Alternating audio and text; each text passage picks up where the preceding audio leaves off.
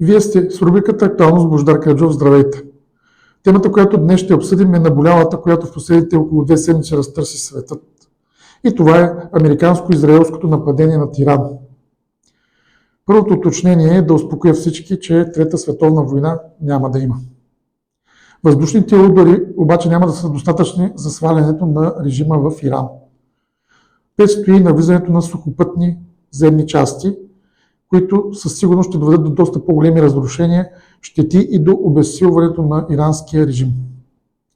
Преходът обаче, за съжаление, ще продължи не по-малко от 2 години, което означава на много места в Европа и не само, тепърва ще имаме локални атентати.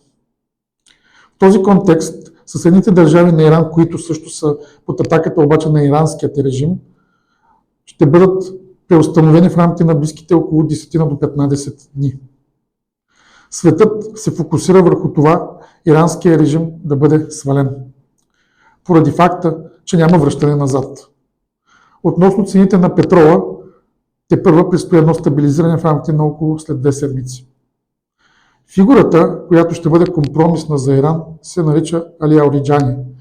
Тоест, това е фигура, която би могла да доведе до стабилизиране. Тепърва ще има, за съжаление, много смърт и много невинни жертви в Иран. В крайна сметка, иранския режим ще падне, но тук контекстът основно е свързан с обезоръжаването, както и за ядрените оръжия, такива каквито твърдя, че в момента няма. Благодаря ви.